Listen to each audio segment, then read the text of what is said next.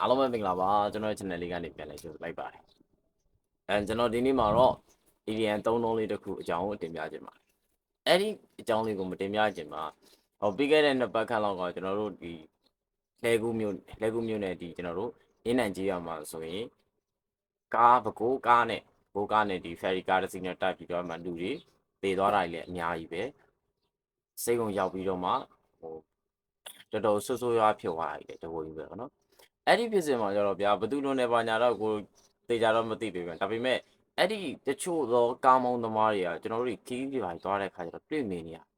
တော်တော်ဘင်းပလာကြတယ်သူတို့ပတ်စံယာယီအတွက်ပဲခီးတဲ့တွေအဆင်ပြေတာမပြေတာသူတို့နားမလဲဘူးခီးတဲ့လိုက်မယ်ဆိုရင်အသေးသက်ဆွဲတင်တယ်ပြီးရင်ကားတွေတစ်စီးနဲ့အပြန်လာပြိုင်ပေါင်းကြတယ်ခီးတဲ့ယာယီအတွက်သူတို့ပတ်စံယာယီအတွက်ပဲကြည့်ပြီးတော့ကျန်တဲ့ခီးတဲ့တွေဘာဖြစ်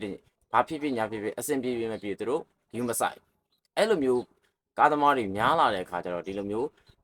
သွားရလာရတဲ့ခီးတဲ့တွေအတွက်ကလည်းတကယ်ကိုထိတ်လန့်စရာအဲ့တော့အဲ့ဖြစ်စစ်မှာဆိုရင်သိရတာတော့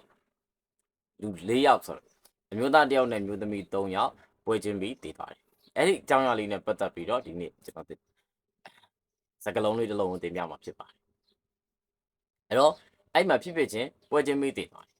အဲ့လိုမျိုးပွဲချင်းပြီးတည်သွားတယ်ဆိုတဲ့စကားလုံးလေးကိုကျွန်တော်တို့ဘယ်လိုပြောမလဲအင်္ဂလိပ်လိုအဲ့တော့ဒီနေ့ကျွန်တော်သင်ပြခြင်းတဲ့အကြောင်းအရာလေးကပွဲချင်းပြီးတနည်းအားဖြင့်ပွဲချင်းပြီးလို့လည်းပြောတယ်အဲ့ဒီနေရာမှာတင်တည်သွားခဲ့တဲ့ချက်ချင်းပေါ့နော်အဲ့လိုမျိုးအတိတ်ပဲလေးကိုကျွန်တော်တို့ဘယ်လိုပြောမလဲဒါဆိုရင်ကျွန်တော်ဆက်ကြည့်အောင်အဲ့တော့လွန်ခဲ့သောနှစ်ပတ်ခန့်ကအင်းနိုင်ကြီးရွာမှာကားမတော်တဆမှုတစ်ခုဖြစ်ခဲ့ပြီးတော့အမျိုးသား1ယောက်နဲ့အမျိုးသမီး3ယောက်ပွဲချင်းပြီးတည်သွားခဲ့ပါတယ်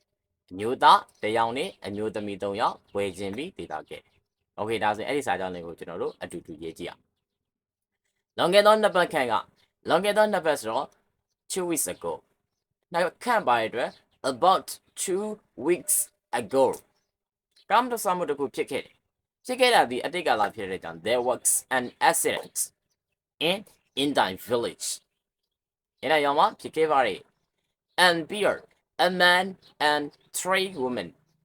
died တည်သွားခဲ့ပါတယ်အမျိုးသား1ယောက်နဲ့အမျိုးသမီး3ယောက်တည်သွားခဲ့ပါတယ်ပွဲချင်းမိကိုဘယ်လိုပြောမလဲ on the spot ပွဲချင်းမိတည်သွားခဲ့တယ်ဒါဆိုရင်စာကြောင်းတစ်ကြောင်းလုံးပြန်ပြီးပြောရမယ်ဆိုရင် about 2 weeks ago there was an accident in Indai village and a man and women 3 women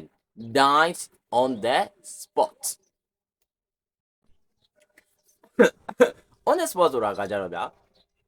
သူရဲ့သုံးလုံးကကျွန်တော်တို့က accident တွေပါဖြစ်တဲ့အခါမျိုးမှာဖြစ်တခုခုရောင်းဝယ်ခြင်းနဲ့အယောင်းဝယ်တွေလုပ်တဲ့အခါမျိုးမှာဖြစ်အဲ့ဒီနေရာမှာတခါတည်းကိစ္စပြီးပြတ်သွားတယ်တခါတည်းအဲ့နေရာမှာတွေမဲ့တည်သွားတယ်ဒါမှမဟုတ်အဲ့နေရာမှာတွေမဲ့တခါတည်းရောင်းလိုက်တယ်အဲ့နေရာမှာတွေတခါတည်းပြီးသွားတယ်ထိုနေရာမှာတင်ချက်ချင်းဒီလိုမျိုးအတိတ်ပဲမျိုးနဲ့ပြောချင်တဲ့အခါမျိုးကြရင် on the spot ဆိုတဲ့အသုံးလုံးလေးကိုကျွန်တော်တို့ကအသုံးပြုပြီးတော့ရေးလို့ရပါတယ်ခင်ဗျာအဲ့တော့ဥပမာဆိုပါစို့ he bought the car on the spot he bought the car on the spot သူကအဲ့ကားကိုအဲ့နေရာမှာနေတခါတည်းဝယ်ခဲ့တယ်မစင်းသားနေတော့ဘူးတိုင်မင်နေတော့ပဲအဲ့ဒီနေရာမှာနေတခါတည်းဝယ်ခဲ့တယ်လို့အဓိပ္ပာယ်ရပါတယ်